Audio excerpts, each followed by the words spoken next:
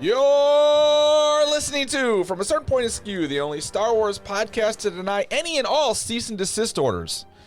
And through the end of the month, we're all offering free swimming lessons to anyone committed to the rebellion. Oh, useful. Isn't that nice?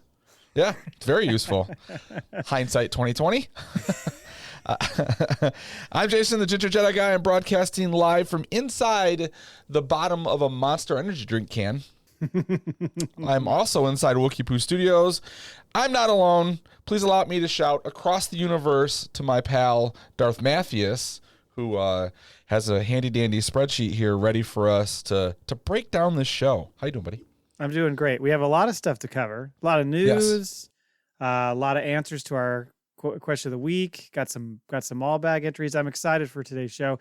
And yes, when we get into it, I don't know what to do about my feelings about Kino, because it was very upsetting, but we'll get into that. Well, maybe he figured it out. Somebody handed him some floaties. Yeah. If you would like to find our show, from a certain point of skew.com. You can find us on Twitter at FACPApod. You can email us, facpapod@gmail.com. We are part of the Podawans Podcast Network on Twitter, at Podawans.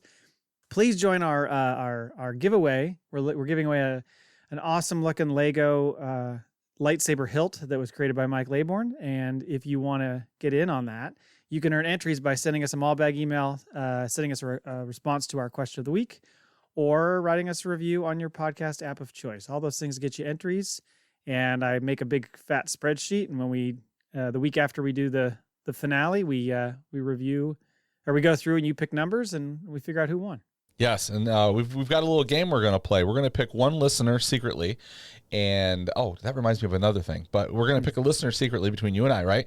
And if they win, they're going to get a piece every week. For 270 weeks until they can build the hilt themselves. In a few years, you'll have it all. Yeah. They have to send us proof of listenership every week, and then we send them a new Lego piece. No, I was going to ask you, it hit me the other day, and then I remembered it again. Do you think anyone set up a Wikipedia page for the show? No, I took a look at something after we talked about it, and there's a rule in there that there has to be some sort of verifiable source that essentially makes it noteworthy. It's not as easy as you think. Well, we got a cease and desist from Lucasfilm, so we did. So that gives us some credence. Maybe that email will help. See, they know us. They know us. Let's send it in. I don't know if that counts, or if that just means then you're definitely not getting a Wikipedia page. But it's not. I think it would be a little too loose if they let anybody post absolutely anything and have it stay. Yeah, that's true. So there's some sort of process there or whatever. Again, we sound like idiots because we don't know how it all works, but it's easy enough to edit an existing page. But creating a new page and all that kind of thing, that's where it's a little tougher. That's where they draw the line. That's where it starts. Yeah, that's where all the workers are at. Now, could we have a page on the Wikipedia? I should ask. I don't know if I think we talked about. Didn't we talk to him about it when we had him on the Supreme? I remember saying something about podcasts or something. He said there was a long list. There was a long list of people who wanted to put stuff up there, and so I don't know if that'll work or not. But we could certainly try. They've got that moderation process, so it might get shut down pretty quick. All right. Well, you sons of bitches. We'll figure something out. But on the show today, we've got a question of the week. Just give me another chance, it says. We got the news, the Acolyte casting, Andor Season 2 notes, Moff Gideon's got a new look. Another week, another new Star Wars film director, truth. Andor Episode 10, One Way Out. And you better know how to swim. Maul Bag, 2 emails. Factoid, negatory. Couldn't find anything worth a shit, so. I leave it on there just in case. Yeah. Let's do question of the week. So, Syril came on too strong with Dedra, and we are calling her Dedra. Yes. I think he came on a little too strong, Jay.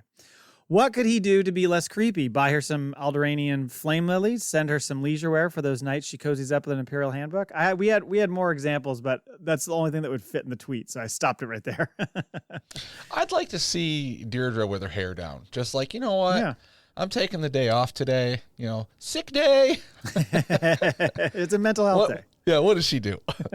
I'm sure she could use some mental health days. I'll say that. I'm sure she I could use feel some like breaks. there's probably a lot of workers underneath her that take a lot of mental health days. I would agree. There's, a lot of anxiety going on over there. Yeah. So I saw, what did I see? Oh, there was an interview with her and I'm forgetting the guy's name who plays Syril.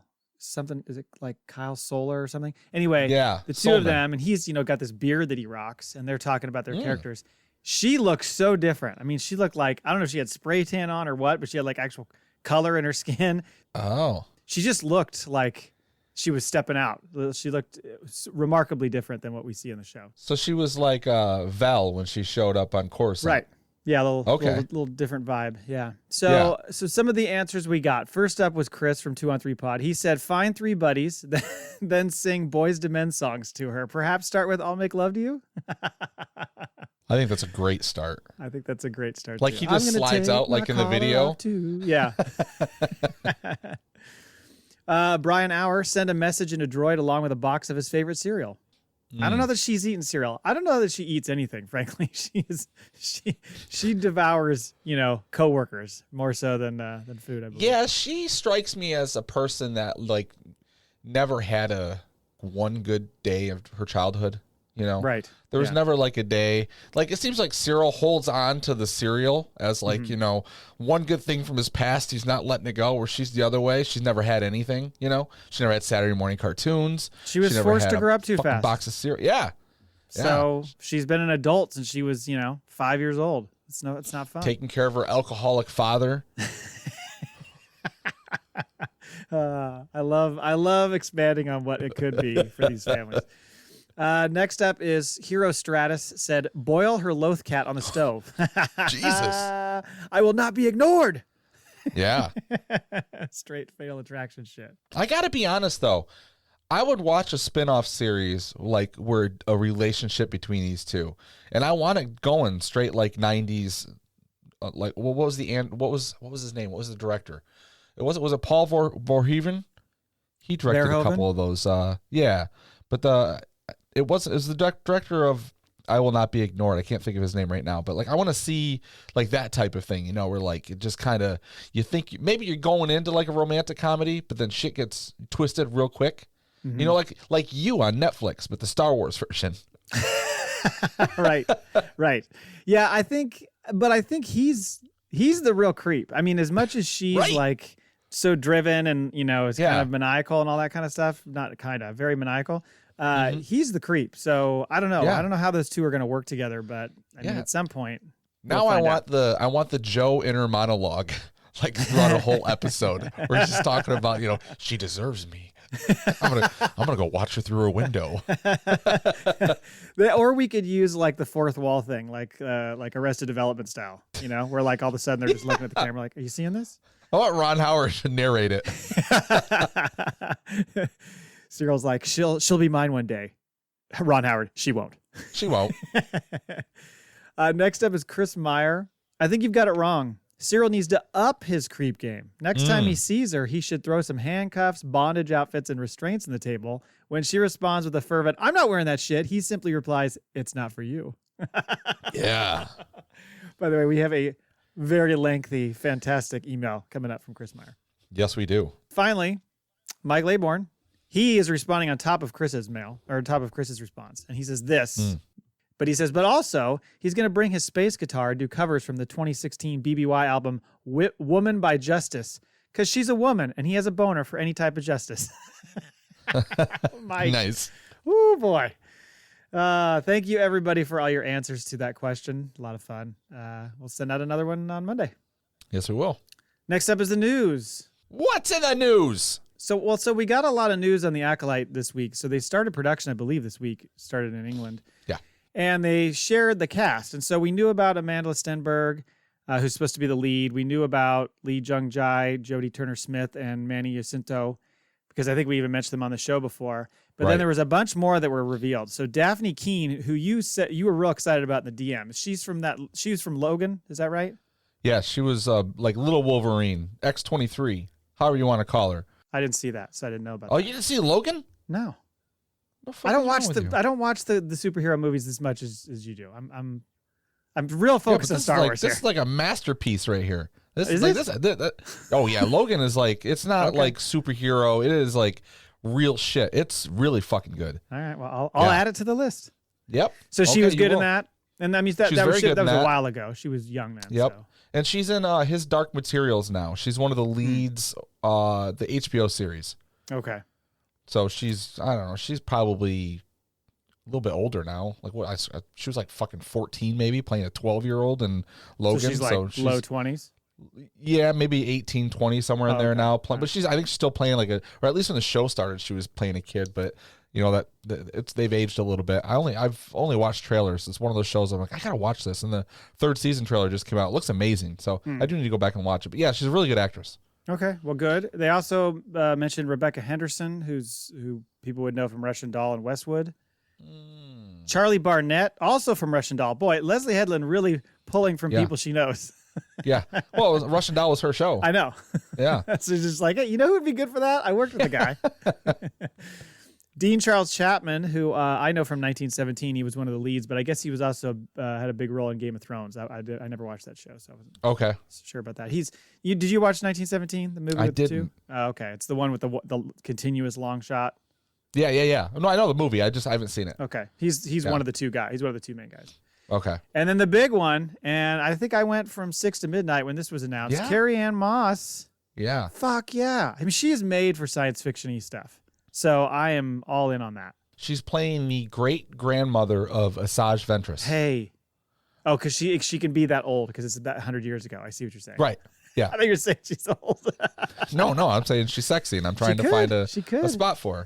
I was thinking. I mean, I could see her. I could see her either side. I could see her being the Jedi side, but I could definitely see her being on the dark side. I think she'd be good on the dark side. I don't know. I could see her being from Chandrila. Chandrila. That's what I said. Okay, it's the same thing. How dare you? They also shared a little synopsis on the Star Wars site that I hadn't heard before. And so here's what the show descriptor says. A little bit of this we heard, I think, but not all of it. We need a Law and Order drop right here. Bum bum. The Acolyte is a mystery thriller that will take viewers into a galaxy of shadowy secrets and emerging dark side powers in the final days of the High Republic era. A former Padawan reunites with her Jedi master to investigate a series of crimes, but the forces they confront are more sinister than they ever anticipated. Interesting. Yeah, Can't so wait. it's like an apprentice gets back with his master for a weekly procedural on solving crimes. With her master. I think Amanda Stenberg would be the Padawan. I'm not assuming any genders. I'm just, I'm making a synopsis of my own. Okay. I don't know. I think this is going to be interesting because I think a lot of people who are so drawn to Star Wars for all the Jedi, Sith, lightsaber, Force stuff are going to just absolutely devour this. Yeah, this guy? Exactly. I mean, and not that I don't like that. I do like it a lot, but I like all the other stuff as well, just as well. So it'll be fun. Can't wait till this comes out. But again, we're going to have to wait a little while. Andor season 2, some notes on that. Filming is set to start November 21st. So coming up pretty fast here. We already knew who the directors were going to be. They already listed those off. But they recently said that essentially the same writing team is back for the most part, but they're also adding Tom Bissell, who he wrote The Disaster Artist, and he's written a bunch of shit for video games like Uncharted and stuff. But apparently he's a huge Star Wars fan, and Tony Gilroy was like, we need somebody who's a huge Star Wars fan to get us to bridge the gap to because normally, or at least for the first season of this, he was like, I don't want anybody who's real too like fanboyish. Right. So now they've got an Easter egg. They've got an Easter egg supervisor on staff now. I would think so. And so one of the things I've seen people gripe about is they're like, oh, Tony Gilroy hated Star Wars. Like, no, he never said he hated Star Wars. He said he wasn't a mega fan. And so that allowed him, I think, to be a little bit more at arm's length from all the gaga stuff about the story and just kind of make his own thing, which I think has worked really well. And like, it takes a big set of balls to like, I'm going to go into this world and really kind of like make my own thing of it when no one's done that yet. That's been a pretty scary thing to do. Yeah, and absolutely. I think he's done an ingenious job with it. I think so too. He and one other note there too is he said that in an interview recently that they're going to be going back to Yavin. Is anybody shocked? No, I feel like he wrote that just because, like, oh yeah, surprise, we're gonna go back to Yavin, and it made the fucking headlines. Right. And, like right now, he's just like toying. He's like, these fucking idiots. Like they'll write anything. What if he said we're going to Tatooine? Everybody'd be like, no. Yeah, we need a Tatooine break. On a related note, by the way, there was a story about Adria Arjona, Bix, aka Binks, Allegedly, she signed some deal. I don't know if this is. I don't think this has been confirmed. I think this was just a story. I saw rumor. this. This was like a quick. I didn't see this like all over the place, so I don't know if this is true either. Yeah, they were saying that she's signed on to do future Star Wars projects, and even like potentially has the option to do her own spinoff. I don't know that they'll do that, but first of all, she's going to be in season 2. I think she confirmed that earlier, so we're going to get her there. And I mean, I think anytime you introduce anybody, there's a chance you're going to see her in something else. But I don't know if they've got some big old contract for her with a bunch like multiple project deal. Well, I don't know if you know this or not, but I have a theory. Well, I've talked to the Gilroy, and he has led me to believe that Andor will not make it through the next season. Okay. They need to carry the show on with a new star. So they're backdoor pilot is what they call it. You have a weekly conversation, a weekly call with all the Gilroys. Yeah, we're friends. Yeah. Mm-hmm. Tony, Dan, and there's another one. The other one does what does he do? I'm starting to realize it's like what I give them, like all of my ideas are what they don't do with the show. Yeah, they put it on the board. Don't do. There's a whiteboard. Don't fucking do this. We got more ideas, guys. Oh shit! We were gonna do that. Not anymore. And the large trash receptacle just happens to be right underneath where they hang it on the wall. Picture of you over there. Yeah.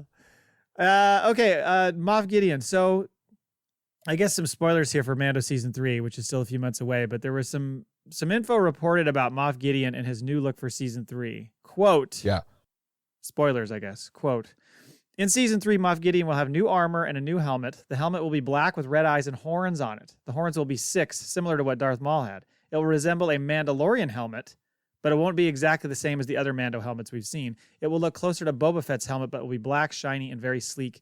It will also be a bit bigger than the rest. I hope it's not gigantic. That would look goofy as fuck.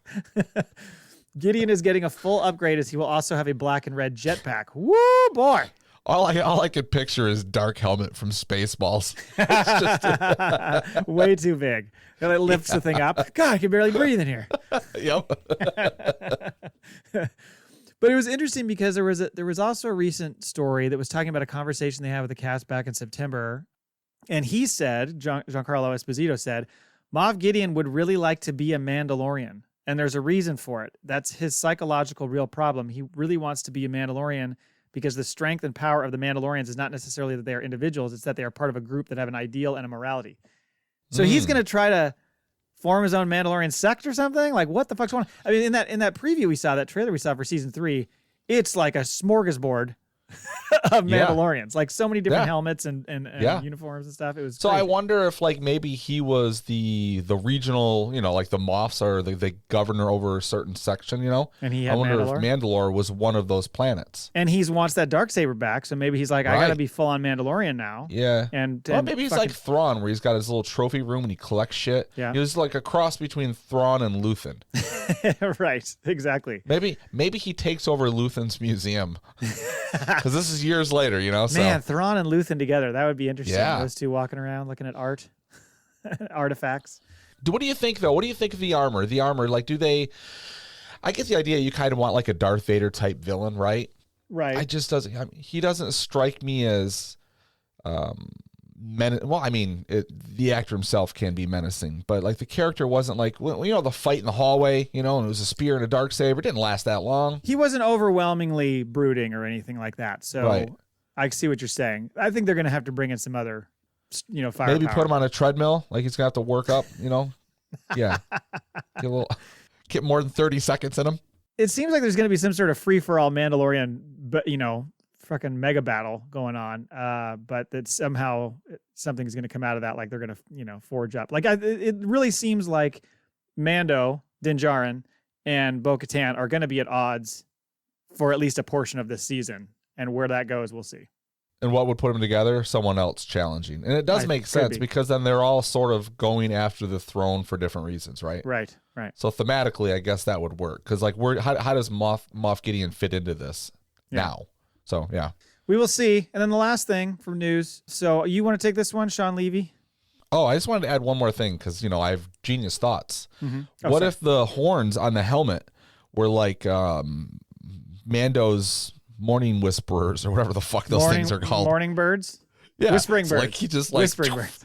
Yeah, all of a sudden they just start launching out of his helmet. That'd be awesome. Well, it's not too far apart from Boba Fett doing the lean over to the 90-degree angle to launch his fucking rocket. So it's similar. That's true. It looks similarly awkward. Yeah, so yeah, we're going to go with that. That's going to happen. Called it here first. He's lowering his helmet. Look out. Hit the deck. Mm-hmm. Yeah, so the Sean Levy news was that yesterday it broke that he's in talks, but he even tweeted out like, he feels like a young kid or something. He's excited about it. Yeah. So it was basically confirmation that he'll be directing a Star Wars. But when I saw the article, I sent it to you right away, and I'm like breaking it all down. I was like, I don't know how this is going to happen because, they got Stranger Things going on, which once I read the article, it was confirmed. Was he directing 2 episodes of the 5th season? Is that right? And he's a producer on there. He's signed on to season, direct. Right? That's the last season. What's that? Stranger It'll Things be the last season. Yeah, okay. Yeah, and I just saw they just posted the script for the first episode, like the front page, the title, and all that. So it was nothing big, but it's like, hey, we're working on it. Gotcha. And I know they had just started breaking story a few months back. It was about a month or so after the show came out because they had the whiteboard and they were just showing like this is the first day in the writers' room. The Duffer Brothers had posted. So I mean, it'll be a while before Levy's needed on set, but I mean, I know that's going to happen first. Wolverine or Deadpool 3 and Wolverine, however they want to call it. That's what he's directing next. But he's also, I know he signed with Disney. It was sometime earlier this year, Disney Plus. They're going to make Real Steel a series, which was a movie he did with Hugh Jackman a few years back. Oh, okay. And they're going to turn that into a series. So he's busy. Yeah, he is. I mean, he's producing quite a bit. So I don't know. And I was kind of toying with you, like, what's he going to do here? Like, is this, my idea was, well, maybe they're getting a trilogy ready, Lindelof, right? And he's got like a story for the 3. They hired a director and they're hiring another one because it doesn't make sense for them to start doing all these standalone movies again, right? Well, it depends. I mean, the conversations that have happened recently where Kathleen Kennedy talks about it and all that stuff, they make it sound like they're doing, it's almost like a lease with an option to buy with a lot of these movies. They're going to make one with the option to expand to a trilogy, but they're not going to necessarily go whole hog on a trilogy. Mm-hmm. So we'll have to see how they do that. I mean, if they do a trilogy like that, Lindelof's going to write the whole thing, great. But we've got to have a fucking consistent writer. And that's why I said, I think that's why they're hiring a director, because they're getting people on board right now. Yeah. So the vision stays the same. Yes. You can have different directors, but you need to have the same, like you said, the same vision and preferably the same writer or group of writers. And we know they got a writer's room together before this. So, I mean, this story-wise, and we even said, didn't we say Favloni was rumored to be, or not Favloni, but Filoni. Yeah, Favreau wasn't there, just Dave. But yeah, I mean, and there's just so many of these things that come up where it's like, this guy's making a Star Wars movie, this guy's making a Star Wars movie, you know what I mean? So it's like, I think it was you that made the joke, like, are they just all going to have their projects and then it's the first one who's done? It's like, okay, we go the it's a race, right? I don't know. A lot of stuff in the hopper, which is great, but man, it's going to be a while. I don't know. It's going to be weird to go back to Star Wars movies having gotten into all these series now.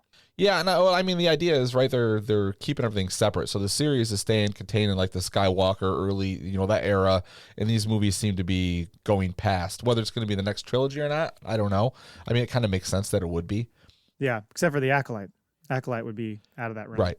Well, again, Disney Plus series sticking around. Oh, yeah, you're right. Yeah, so that's... Same. Mm-hmm. Yeah, we'll see. But then it was also noted that J.D. Dillard is no longer working on a Disney Star Wars project. So... Yeah. People are jumping in and out. Like, this is because Kathleen Kennedy keeps getting slapped. Like, stop giving all the information. Remember we talked about that a week or two ago? She got in trouble. Right. Stop. Like who's telling Kathleen Kennedy? First of all, she doesn't give enough information. So she's like, oh, we're making a couple of movies, and someone's like, oh, she's not allowed to do that. So she drops. Sean Levy's making one, but then immediately the same day, J.D. Dillard, right? He's no longer.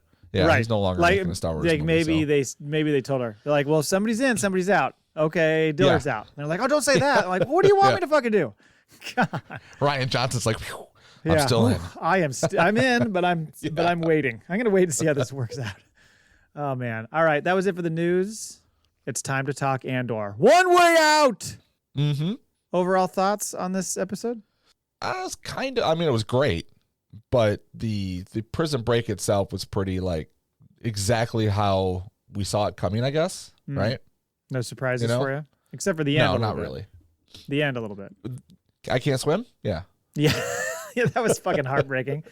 I thought the prison escape was Yeah, I mean, it was in the vein of what you expected, but it was very intense. I like the pacing of it. Was really quick. Mm-hmm. I did feel like I needed to take a shower after I watched the Mon Mothma Davos scene.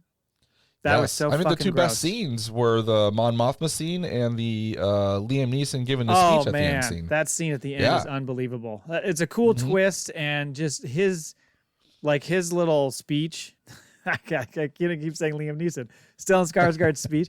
So fucking good. I mean, I absolutely love that whole scene. I can't wait to get into that. But yeah, I thought it was just another great episode, and a little shorter, a little faster pace for sure. Seemed like it whisked through really quickly. But it sets up, and we'll get to what's next at the end, but it sets up like, okay, well, so exactly how are they going to do this 2-part finale? Like, what's exactly going to happen, and where are they going to go? Obviously, Ferrex and stuff like that, but I'm trying to figure out exactly how they're going to play that out. Because it seems like we always kind of knew sort of elements of what was coming in the next episode, maybe. I'm not exactly sure how they're going to treat this next one. Well, yeah, I mean, I think we're going to go into the whole, was it Krieg? And his whole crew and their fight. Krieger? And Krieger and them having to die. Yeah. It could be, yeah. So we will see. So it starts off with the body bag shot of Olaf, just to remind you of how we got here. And then as Cassian and Kino are changing into their jammies for bed, which look exactly like their work clothes. Right. It's just clean. I figured they were like in the shower room again. I think so. Yeah. And then Cassian's just pushing him like, we got to escape tomorrow. We cannot wait. The Empire is panicking. Like, this is our chance. I liked what he said. He said, whatever we're making here, it's clearly something they need. Yeah. So yeah. There's a little foreshadowing. I really like the schoolboy fight they get into. Who? You're shoving you me? mean later? I'm shoving you. Oh, yeah, no, I know. Like in the room, they just like grab each other and they're like shoving a little bit. Yeah, don't touch me. Let go. You let go. Yeah. Nobody's going to throw a punch. Yeah, handbags, as they say. So Cassian explains, we got to do it tomorrow. Olaf's being replaced. We got to do it tomorrow. We don't know when we'll have another chance. So then they get back to their cell block, and that's when Cassian's like, are you going to fucking tell him? Okay, fine, I'll tell him. Right. Everybody's trying to figure out what the hell's going on. He's like, this is what's happening. You know, he kind of explains what happened and how they got there, and that's when Kino kind of launches into it. Like, you can see his blood just boiling as he's sitting in his own cell, little by his bed, like just going, like it's kind of getting to the point where he's like, I can't. There's no other way out of this, and that's when he kind of comes up with his own, one way out thing. As it's like he convinces himself, this is it. This is what I have to do. So that's when he kind of screams. He has some fucking great moments. He does. So you mentioned Krieger. They're at the ISB headquarters or whatever, and they're like, he's taking the bait. They're towing in the rebel ship, and that's when Supervisor Lonni, who I really haven't paid attention to his name or his character much at all, but of course now we do. The mustachio ginger. That's right. So many gingers. Yeah. He makes a suggestion, like, if we just ignore this, it's going to look fishy. Like, we should probably take an interest in this pilot as the Empire, else they're going to think something's up. And did you see the look by Dedra? She was kind of like, fuck you, this is my operation. Yeah, she went storming out of there. She looked a little pissed off, so I don't know. But it made sense, right? Like, the Empire's they're gonna see a ship coming in, dead body or not, they're gonna be like, well, we should at least look into this, investigate, because if Krieger is paying attention, like, they got to play the game all the way through. Right, exactly. Yep, totally makes sense. So the ginger was right. Yeah, that's right. We always are. And then we get this very quick scene on Ferrex where they've called in the doctor to check on Marva, and apparently she's not taking her pills and all this stuff. It's just a very, very short scene, and it's the only thing we see on Ferrex the whole episode. You see a shot of Cinta spying on the interaction, and then you see it. I wrote it down in my notes the first time. You see some dude suspiciously looking, like monitoring the situation. Isn't that the guy that wanted to hang everybody? No, I think it's actually her assistant. I think it's Dedra's assistant. Oh. I didn't think so at first, but I was looking at something that said, I think his name's Corv. And if you look in the credits, it says Corv. Okay. I knew he'd seen the face before. It just didn't look right with the... It looked way different. I thought it was some rando. Incognito look. Right. Yeah, I thought it was some rando. I was like, is this a rebellion person? Is this an Imperial person? So it's him kind of staking it out himself. So everybody's got eyes on Marva right now. She's like the center of the universe there. Maybe he's doing it all for Deirdre. Like, he's like, I'm here, I'm supporting her, and then there's going to be like a fight. There's a love triangle is going to happen with Syril's him and find out. Syril. Yeah. And she's Dedra's gonna have to be like, Corv, I've always just looked at you as a good friend. He's like, fuck, I'm stuck in the friend zone. Well, he overstepped a little bit. She's been a little taken aback by his being very, forward with his moves and doing things without her approval. She clearly does the mansplaining in the relationship. Yeah, I think so. So then on Coruscant, Davo Skolden, I guess is how you say his name, is it Mon Mothma's with her and Tay, and they're talking about her monetary. Another ginger. See? Yeah. It's a ginger show, really. This guy is like, I pictured this. This is like futuristic Willem Dafoe going to the Playboy Mansion. Yeah. It kind of looked like him, right? Kind of did. So the actor is Richard Delane. His brother, Stephen Delane, who was he was in Game of Thrones. He was in Spy Game. Okay. He was in fucking The Greatest Game Ever Played. Okay. Great actor. Awesome. Dude. I love him. He was Baratheon, right? He was the guy in Spy Game that was running the interrogation. Correct. So really, so this is his brother, and I thought he was great. She is so uncomfortable talking to him. She clearly thinks he is just an absolute piece of shit. Yes. Anything that comes out of his mouth, she just has a quip right back to him, like kind of like in a no short order, fuck you. Yeah. I like how he's like, oh, I've met your husband. I've had dealings with him or something. She goes, oh, yeah. Shocking. He's like, she says, I'm sure. This is a corner we will not be turning in this discussion. Yes. Like, I fucking love the dialogue in this show. Like you're picking up my hits. Good. Yeah. Uh-huh. I love that. I've met your husband several times. I'm sure. At which brothel? But you do get Tay? What's the banker's name? Yeah, Tay. Okay. You do get like a shocked look on Tay's face. So he has no idea, like, the fee isn't what's going to happen here. Like, you know, he's interested in something else. Because all of a sudden he's like, oh, shit, where's this going? Yeah, because we were speculating last week. You had brought up, oh, what if Tay's playing her somehow? Right. And some other people even commented on that. Like, maybe that's why he's supposed to be the friend, but he's really double-crossing her. Boy, again, if he is playing it so well, because it really doesn't look like he's trying to do anything but help her. Mm-hmm. And he even feels uncomfortable. He even feels uncomfortable about Davo being there. So Davo shares this fun bit about, how Chandlerland's traditional marriage arrangements aren't a bad thing and blah, blah, blah, which is kind of a tease to what's going to come up here in a second. But doesn't he say, like, even we, like the people from Chandrila, right? They don't really quite get it, right? Is that what he was hinting at? Well, he could have been saying people from Chandrila. Hard to understand. Also. Yes, right. Yeah. But he's like, it's good. It provides some boundaries. Okay. Yeah. And she says, how much are we going to have to pay you for your services, essentially? And Tay's like, like a percentage of the money. And he's like, no, I don't want money. I need money. He's so fucking arrogant about it. I don't want to owe anyone, she says. Exactly. And that's when, oh man, he says the quote, a drop of discomfort may be the price of doing business. Oh, that's a good line. He has a lot of good lines. So he proposes that he's going to bring his fucking 14-year-old son to meet Lita. The second he says, I'm going to bring my son here, and it hits her face what he's proposing, she is like, she just loses it. Like, are you fucking kidding me? Mm-hmm. Oh, man, I love that. And then because there's many reasons. One, she doesn't want her daughter to be involved in any of this. She knows he's a scumbag, or she thinks he's a scumbag, so she doesn't want him anywhere near her. If those two end up getting involved, now he's in her life forever. And also, she has had an arranged marriage, and it's miserable for her. She does not want to do the same thing to her daughter. Do you think her perception of him is wrong? Like, because she's like a senator and she's heard like he's kind of a dirtbag or whatever, but like the things he says about, like, he clearly tells her, like, you should be able to move your family money around. Right. He's like, the fact that you can't because of the Empire's new rulings, which, by the way, the Senate had no say in. Yeah, was that a little kiss up? Right. I don't know. I mean, I kind of maybe, but also, I don't know, because he doesn't know what she's up to, other than maybe a kiss up so he can like marry the two kids off. I just mean, like, I think he threw it out there like, you're a senator, you would appreciate this. You guys didn't approve this shit. You know what I mean? Yeah. I don't know. I thought he was speaking like, what he was saying made sense, but she seems like, she's really in over her head, right? Even with Luthen. Like, where, shit hit the fan and she went to him and she's like, I thought we weren't doing this. This is what, and he's like, no. Right. So she is like inched her way into this process because Luthen was doing the dirty work. Yes, she didn't want to know about it. So first she was just like, look, I'll help you raise money. I'm going to try to do things the democratic method and all that kind of stuff. Yes. And now she's realizing she's going to have to take steps to go beyond that. And it's making her skin crawl. Right. But I think he's very used car salesman, and that's what skeeves her out. She's just like, I can't trust anything that's coming out of this guy's mouth. Which is funny because like she's gonna have to get used to a lot of used car sales. It's true. It's true. And she would have already experienced many of them in politics anyway. Mm-hmm.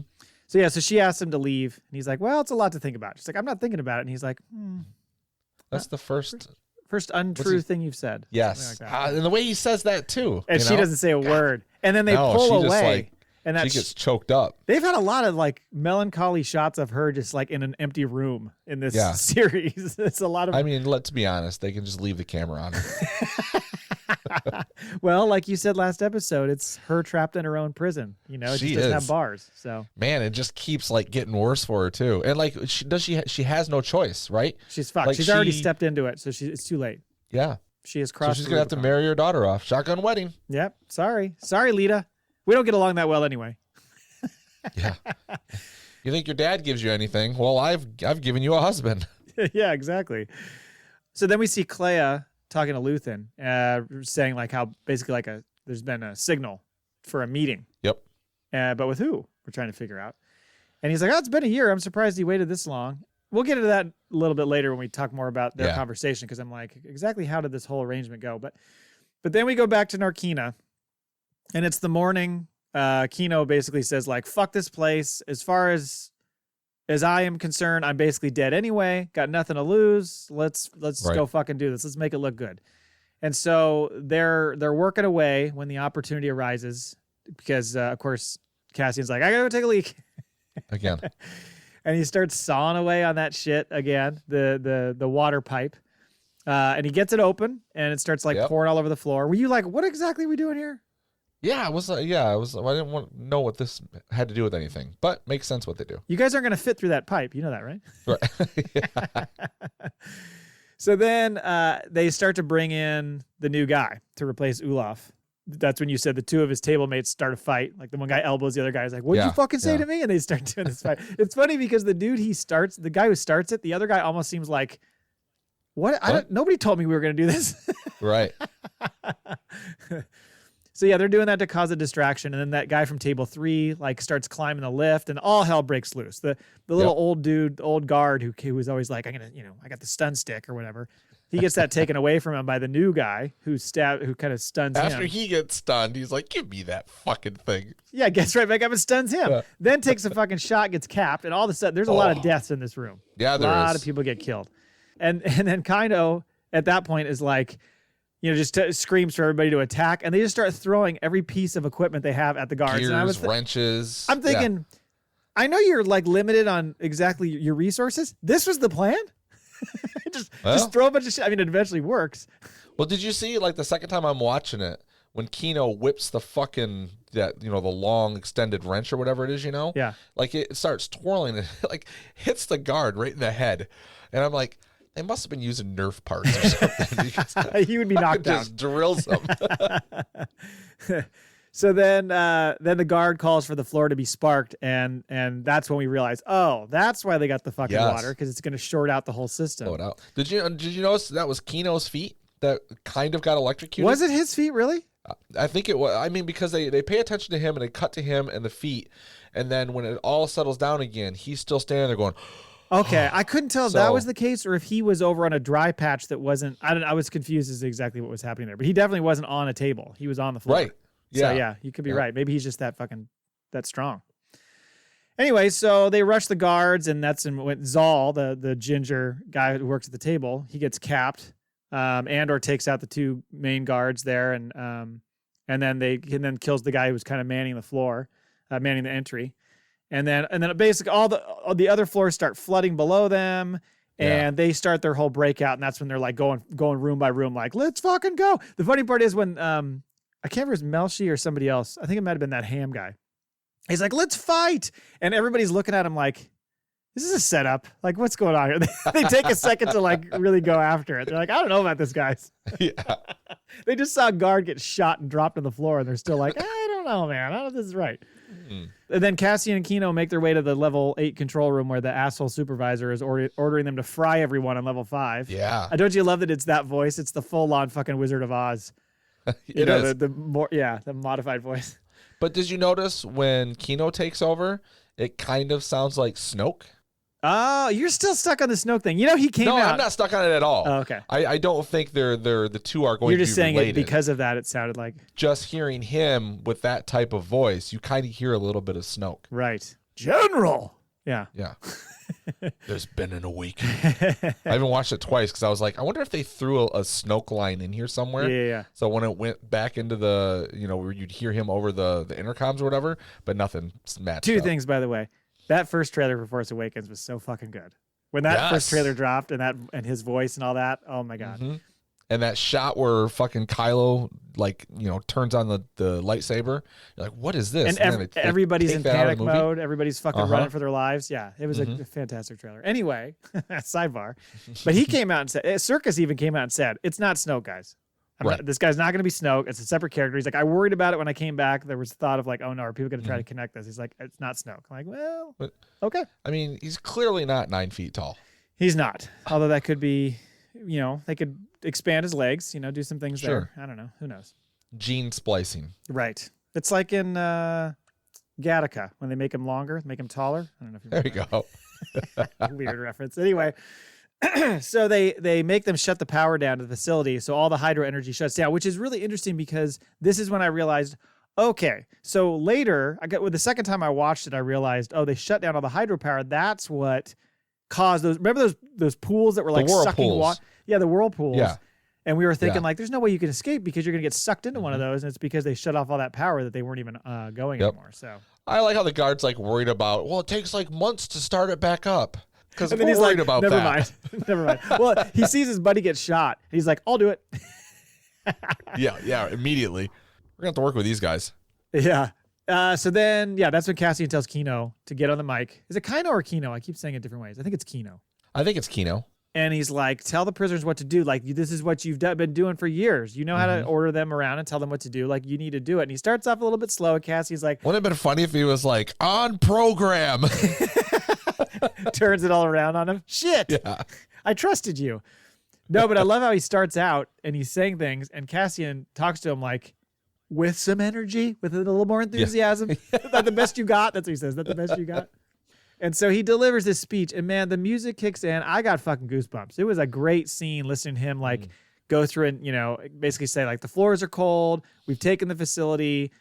If we fight half as hard as we work, we're going to earn our freedom. All this shit. It was a really cool sequence, I thought. And then he tags it with the Andor's line. I know. So I was thinking about this. Is Andor going to be by the end of his life, he's like, how many times are people going to steal my fucking lines? Because it's the line in Rogue One, rebellions are built on hope, which of course I borrowed for our podcast. He says that to her, and then she uses it later. Everybody uses his lines. Yeah. He's like the fucking Cyrano de Bergerac of Star Wars, without the nose. I would rather die trying to take them down than giving them what they want. That's the line. So then that's when he lets out there's one way out, and there's the whole fucking chant starts. There's one way out. And he's like, no man left behind, all that shit. And then that's when they run all the way up to the deck and all of them stop for a second. And one of them just goes, fuck it, jumps. Well, I think they started pushing like they were like lemmings. Well, I think the first guy just went. I think the first guy was like, fuck it. Okay. Yeah. I think Circus should have had a line though, there's one way out. And then when he gets there, he's like, this is not what I meant. Yeah. There's another way out. Where's the chopper? Well, we talked about it. It's the only time you see any things come, any way to get on or off that place is those transports bringing prisoners in, taking people out. So it's not like the boats. Prisoner's not been there that long, so I kind of thought they were going to get to a ship. I was surprised when there was nothing there, and I was like, oh, we're gonna. And if you remember the first shot we saw when they were coming in, there wasn't land around this place. So when they all start dropping off, they're going to swim. I'm like, you guys got a few days in you. There was a little bit of land. If you go back and look, it is off to the distance, but there's land. But it's not a short swim, I'll say that. So when they all jumped, I was like, this is the fucking plan? I mean, again, I think they're just winging it. But it was just heartbreaking to hear Kino go, I can't. He's like, he was almost out of breath, I can't swim. Yeah. Almost embarrassed. I never learned to swim, all right? Andor's like, what'd you say? Yeah. I can't swim. Don't make me share my shame. He probably grew up on Camino. It's like the line from War games. What kind of asshole grows up on Camino doesn't learn how to swim? Oh shit. So we don't know what happens to Kino. I think the assumption is that he stays behind or dies or something happens to him, but I mean, we don't know. Well, I mean, now we just he could show up later, right? It's available if they want, but it was pretty sad to watch that because then Cassian looks to him like, we got like 100, we got thousands of dudes here. Somebody can help you swim. It's not like you're on your own. But before he could say anything, boom, he gets hit and dropped off the fucking deck. Gonzo. Now we get the final sequence, which was amazing. So we go into the Coruscant underworld, and a couple things. One, is this like the underworld show we were going to get that they fucking had 50 episodes written for? Because it's pretty fucking sweet looking. And it's the same time frame, exactly. Yeah, you're right. So, yes. So we see Lonni from the ISB. Now, I sort of forgot about the Luthen scene at this point, so I wasn't even sure what the hell Lonni was doing. And then in retrospect, I'm like, oh, of course, dumbass. Yes, right. He was the guy who's going to meet him. Because I was thinking, where is he going? He jumps in an elevator and finds his hidden earpiece, and Luthen starts talking to him. This whole conversation is fucking wild. It is very much like an operative using an asset and like massaging their ego, but also kind of being a little threatening. Like, hey, you got a daughter now. Be a shame if anything happened to that family. He doesn't say it that way, but it's kind of what he's implying. But he's also like, I've been thinking about you a lot. Like, it's so... There's a lot of humanity in the way he feels about this and the loss of his humanity, obviously. I agree with that, but I think there's also a piece of it that's him telling people what they need to hear, not necessarily what he feels. So he keeps saying, I think about you a lot. It's like, is he really think about him a lot, or is this him trying to pump this guy up to keep him as a valuable asset? Because I think so. You think so? I think to him now the ends have to justify the means, right? But he's not like there's no part of him that's like an evil person or like, even when he tells them, what's he say? He says, it hurts me to say this, or when he says you are stuck. He says you're trapped. Yes. He goes, it hurts me to say this, or however he words it, but that is the complete truth. Like, these are what we've signed up when he says you took a vow. Now, was it you took a vow or we took a vow? I think he said we took a vow. We've heard Cinta and Val have the conversation about the vow. So I'm like, is everyone making the vow to do this to him? I think he said we took a vow, and I think he's meaning like for the cause we all took a vow. Right, but the reason I felt like it could be a different scenario is because I was thinking about, there's a book I read a long time ago. It was about, what's the guy's name? Robert Hansen, who is like the notorious FBI double agent. Like he went to work for the FBI and he started fucking feeding information to the Russians in like the 80s and 90s. And one of the things the Russians did, it's like the biggest fucking like intelligence failure. But was this the one that he was arrested? Was he arrested in the 80s? Was this the He wasn't arrested. He wasn't arrested till I think the early 2000s or maybe late 90s, but he has like 15 life sentences in a row, no chance of parole. They were going to give him the death penalty, but he like took some sort of deal. I don't know what that deal would be. One of the things that the Russians did when they talked to him is they always made him feel how important he was and how smart he was and all these things. And they were always kind of like building him up, like making him feel better about himself. And that's how I took a little bit of Luthen's conversation with Lonni, was not that he's a heartless bastard, but just like telling him the things he needs to hear to keep going. Like, you're so important to this. You're epic. You're a part of this whole thing. You're a hero. I feel like he's kind of playing him a little bit in the same in that way. I don't think he's playing him. I think because he even responds to him. He says, are you going to tell Krieger? And he's, it's like his 50 men are not as important as you. And I think there's truth in that, in the sense like there's information that they can't get elsewhere. That, I mean, this guy is like of course, in the heart of.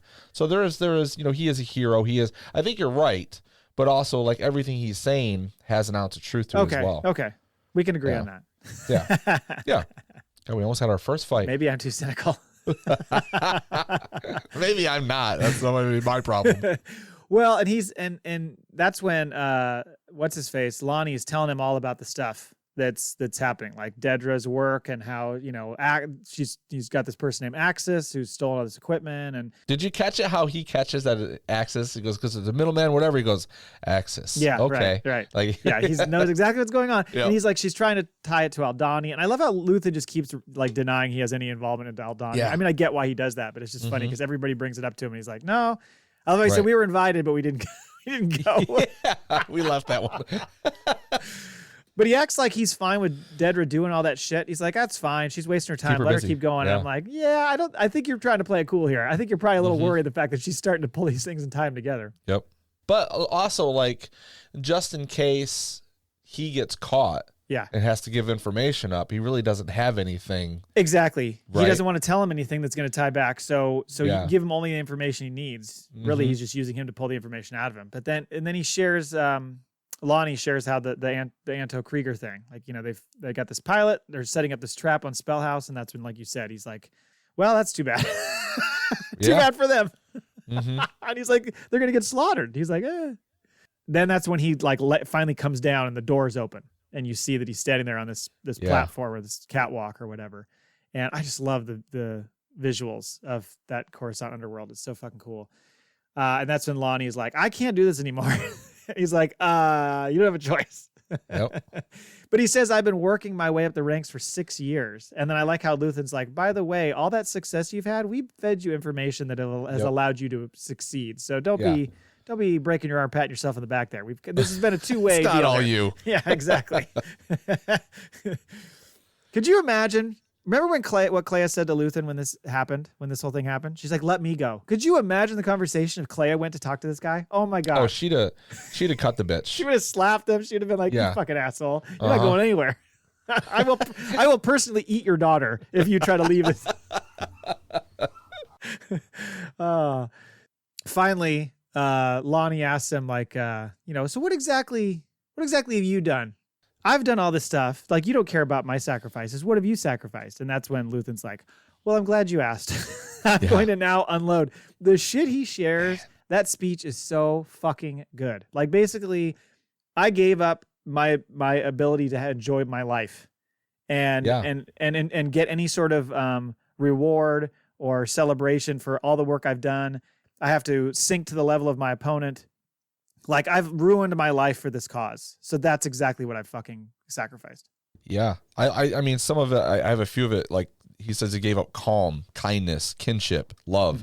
Because I share my dreams with ghosts. I was like, oh, what a haunting line. I know. And then he says, I wake up to an equation I wrote 50 years ago for which I am damned for. Like, motherfucker, man. Like, I would give to write one of these lines. Like, I think it's fantastic writing. It's so good, and Stellan Skarsgård delivers it so well. It's just, I just absolutely love that scene. I mean, that's one of the best things about this show. It's been the writing and the dialogue. You know, as much as it is dialogue heavy, a lot of it's so fucking good. So I thought this scene was amazing. Even though, what's he say? Something about, the ego that started this. Basically he gets to the point where he's like, he'll never be around if anyone knows about it to be appreciated for it. Right. And then he's like, then that's when he says, I've given up everything. And it's the first time you've ever heard, like, he could have just said, I've given up everything. Like, don't worry about it. But instead he just unloads on this guy and he's like, geez, this guy has given up everything. Exactly. Brilliant writing. I even like the way when he asks him about what have you sacrificed, he kind of turns his eyes down like, how do I want to answer this question? And then just fucking goes into it. He looks up at him. He's like, I have a particular set of skills. So it appears Lonni is still in the cause, whether he likes it or not. Parting shot is of Cassian and Melshi on the run on Narkina. And you can see the things like them being pursued in the background. And I mean, they're on this like desolate chunk of land. Like, how the fuck are they going to get off that? Very resourceful. I'm sure they'll find a way, but Jesus. And that was it. Yeah, I'm curious where they are and like how they're going to get off. They've got to be like, if they're being pursued, are they being pursued by, do they have ships from in another area? Like, has this ever come up? Like, I mean, because they're so ignorant, they don't think anyone's ever going to break out, right? So I'm curious as to what we did see in the background and where they're going to go and how quickly they're going to get off. I mean, we've got 2 episodes left, so they pretty quickly have to realize like Andor is alive. Right. I would assume there's going to be a little bit of a time jump, not a lot, but enough that he's gotten to where he needs to get to or whatever. He's Do you think maybe his, you're right, the time jump a little bit, and then he's like, well, I got to go home and check and see if my mom's still alive. How's she doing? He's going to get word that she's ill and on her deathbed, and he's going to have to go back there. Well, I'm thinking like if he goes back there, unbeknownst to him, everyone's looking for him, and Cinta or someone sees him and gets him first. Then kills him, and then that's the end of the show. Yeah. Bring on Binks. Kino had actually cloned him. Yeah, there we go. Yeah, I'm not sure how they're going to do I mean, I guess the finale, the only two things it could be is the Ferrex situation and Uprising and all that stuff that happens there, and then the Krieger attack on Spellhouse, if they're going to show that or not. Is Mon really going to pimp her daughter out? I mean, I think she's going to have to come up with a plan, right? Like, she's going to have to be like, okay, I need to take this, but I have to, I'm going to have to turn the tables on this fella at some point, She's going to have to go a little ruthless herself. Yeah, I think so. She needs to do something that's going to guarantee the safety of her daughter, because she may hate her husband, but she does, I think, love her daughter, even though her daughter's kind of a pain in the ass teenager at the moment. I want to see, like, Saw in action. Right. I think that's going to happen. We know there's going to be a conversation with him and Luthen, because there's parts of the stuff from the trailer that we haven't seen yet. So we're going to see him, but it would be fucking great to see him in action. I mean, so does he somehow show up at Spellhouse because he never was told to not go? He just turned him down, but then ends up actually somehow being involved. Right. Like he goes, not, I don't know. That could be something. Oh, and by the way, it dawned on me really quickly back to the Lita thing. What if Davo brings his son and Lita is just like all over it? Like, this guy's the best. And Mon Mothma is like, best? oh no, he's the best. And Mon Mothma is like, oh no, you can't like this kid. And she's like, well, now I'm going to like him even more because you said not to. Shit? His name's escaping me, of course. What's the name of the shithead prince in Game of Thrones? See, I never watched Game of Thrones. Oh, he's such a cocksucker. I was like, he's going to be like that. He's going to just like that. And Lita's like, Lita's like, she's going to pull her mom aside. Don't worry, mom. I'm going to kill this motherfucker. Don't worry about it. I hope so. It would give him something to bond over, at least. Right, yeah. But she's going to be like, why are you introducing me to this guy? Like, what are you trying to do here? He said, it's not a betrothal. Yeah, I'm excited to see what these two episodes bring, and like the cliffhanger, like where's it going to leave us off? Yeah. To wait 1.5 years, 2 years for more. Like, whoa, man, it's going to be good. That's a big fucking wait. Yeah. We're never going to hear about Kino anymore. I think we're just left to assume he either died or we're never going to see him again. Where the fuck is Syril? That's right. We didn't see him at all in this one. No. I'm telling you, he shows up on Ferrex. He's got to, right? Yeah. Where else could he show up? They can't just like let him not have any other role for the rest of the season. He's got vacation days. I'm telling you, he's going to Ferrex. Right. Well, he's a pretty new employee. Him and the assistant are going to... He's got to wait. He's got to earn that vacation time. Okay, so the time jump, right? Sick leave. The time jump for Andor to go to Ferrex has been 90 days at least. His insurance is kicked in. His 2 weeks of vacation for 5 years. He's like, he goes up to his manager. I was reading the employee manual. It says there's something about short-term disability. I knew that. For My what? mom is becoming ill. How's Binks doing? Didn't see Binks, so who knows how she's doing? I feel like Binks is still sleeping off an ass whooping. Well, she should the be. Children in her head is still ringing. Yeah, her fucking mind was fried. Right. Yeah. Yeah. Where does Vel come into play? That's another one. And do we actually leave? Meet this? Yeah. Do we meet the Santo Krieger guy, or is it just going to be one of those names we hear but we never actually see the dude? I feel like we have to, right? You're not going to bring up that name a couple of times. We still got lightsaber ship. We got space battle. I think that's where that happened. So, yeah, I think Saw ends up there. And maybe Saw was just kind of like, I don't want to join these people, but like Krieger was one of the guys he was fine with. So he shows up and that's how he joins in the mix. I don't know. It creates a nice split to have the Spellhouse thing on one side and then the Ferrex thing on the other, so that you're going back and forth between those two. So that makes a lot of sense with a little bit of Mon action in the middle. Middle. Yeah. Oh. Yeah. One last thing I was going to say is just that they mentioned Anto Krieger so much in the recap preview of this episode that I was like, we're going to see this motherfucker. I thought we were going to see him in this episode, but rumor is Brad Pitt's playing him. That would be something else. Oh. A couple weeks ago, we had news that Christian Bale wants to play someone in Star Wars. There we go. Anto Krieger. There you Nailed go. it. Mm-hmm. It's fast-tracked. All right, it's time for the Maul Bag. Hello there. You've got mail. Kenobi!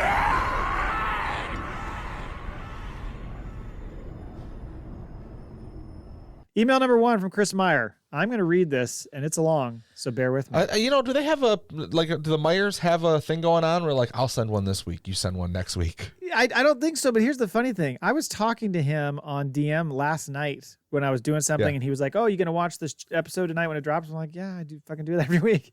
He's like, yeah, I think I'm going to do it too. And I said, we're going to record tomorrow. I said, if you got any, answer to the question of the week or anything. He responds to the question of the week, and then like 5 minutes later, I have this sitting in my DM. I was like, gee, he just cranked this baby out. So here's what he said. Wow.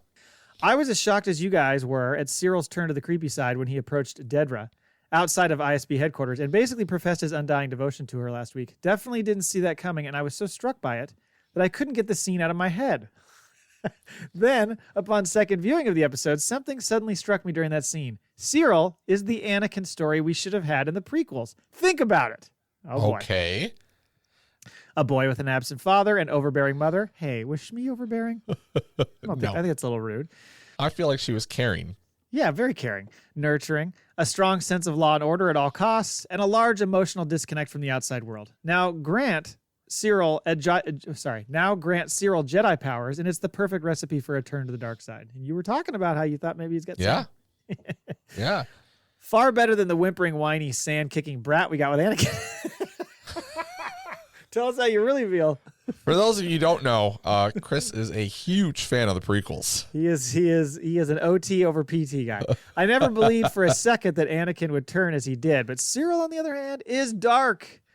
And it's the scene with Dedra that brought it to light for me as the final piece. Anakin and Padme's relationship never made any sense. Sure, he was obsessed, but there was no way that she was going to be into someone so childish and petulant. Syril, on the other hand, we got a big Syril fan here. Syril, on the other hand, is confident and direct. Is he good looking too, Chris? Do you want to keep going with the Acolyte? I feel like maybe Chris, there wasn't a second viewing. This was a dream, and he was Dedra. Oh my God, Syril. Yes. The way he grabbed my arm, and he could sense it. Never a hair out of place in that high collar. Like bites his lip. Syril, on the other hand, is confident and direct, almost matter-of-fact about his feelings. As much as Dedra recoiled from Syril's approach, you could tell she was intrigued, if not just by the sheer balls he displays in doing so. As he continues along his path, you can see him eventually winning her over. Is this like the story of you and Kristen or something, Chris? That's how this works? I guess this just speaks to Gilroy's writing over Lucas's, but I'm telling you, Syril is a prime candidate to become a Sith Lord. Anyway, I have more thoughts on this, but this message is already too long. So what say you? Cheers, Chris. Holy shit. That is a theory. I feel like we delved down this last week, right? I had some ideas that Syril he's like the... You did. You mentioned that a little bit. Something about the Dark Force or the clone or Palpatine gets to him or something, right? He said he had a feeling. I talk a lot of shit, so I need to be reminded. And you don't remember any of it. I know. Hence, when everybody references stuff in Maul Bags. What are we talking about now? Yeah, you alluded to the fact that, oh, maybe he's got some dark side powers. He was talking about these feelings he had and all this kind of stuff, the sense that he had. I'm telling you, there was an awakening in his pants. Yeah, there was definitely an awakening in his pants. Yeah. A saber was ignited. Well, I'd like to pick up our conversation from a month ago. She's like, we brought you in for questioning. Like, right there. It wasn't a conversation. That is such a fucking psychopath. I can't stop thinking about our first date. That was not a date. Right. I didn't know you were there. Oh my God. Oh, like you go to, what's in his private little box? Yeah. It's like fucking Polaroids of her sleeping. Of course. Oh, man. Yeah, a lock of her hair. Yep. Yeah, it's all that kind of stuff. Oh, man. Uh-huh. He found like some like used tissue that she had somewhere in a wastebasket. So email number 2 is from Mike Laybourne. Lonni Donegan's Tower of Terror elevator ride got me thinking. Wow. Which Star Wars characters would you most and least want to be stuck in an elevator with? I mean, most? Yeah, most. Why? I mean, we all know. Mon. Oh. Like it's Mon. For you, it's Mon. It's like a moth to a flame. Well, wow, that might be the episode title. Asajj, you're a big Asajj fan. Oh yeah, stuck in an elevator but that's with her. I don't know if I want to be. I want a way out because I feel like a safe word isn't going to work with her. It might not. There are no safe words here. Yeah, I was thinking the same thing. Like Jin, Kira, maybe a younger Baru. Okay. Maybe Maz Kanata. I mean, Maz. Oh man. There's something about her. Maybe it's because I know the gal who Padme. played her. I mean, Padme, sure. yeah. Yeah, there would be a lot. There's a lot of options. Not want. Who would you not want to be in? I mean, my first thought is Jabba. That motherfucker stinks. Mine too. And he's huge. And he's fucking gross. I wouldn't want to be around that guy. In an elevator, Yeah, I feel that's like there's small. not a lot of room for you and Jabba in an elevator. So No, that's definitely not. I thought about Colonel Gascon. Remember from the Clone Wars, the guy that moron, that little dude that was in the droid, that crazy droid episode where they're out in the desert, and it was like, why? What is going on with this show? Do you remember this in Clone Wars? It was like him ordering like 4 droids around. It was called the Void or something. It's when they stumble upon one of the clone troopers. That sounds familiar. Yes. Okay. He's a what piece about of Toro shit. Calican? Well, I mean, in the end, of course. Definitely want to be in the elevator. Maybe it with would him. be good because then I could kill him with my bare hands. I don't know. Maybe I would want that. I don't know. Maybe it'd be one of those like romantic comedy scenes where like you get in the elevator and you both like look at each other, and then he just slams you up against the wall and starts kissing you. And you're like, I was wrong about you all along. This is the scene that Chris envisioned with him and Syril. It's the same thing. Exactly. We can double date. Yeah. I'm haunting you now. Yeah. Who's another one?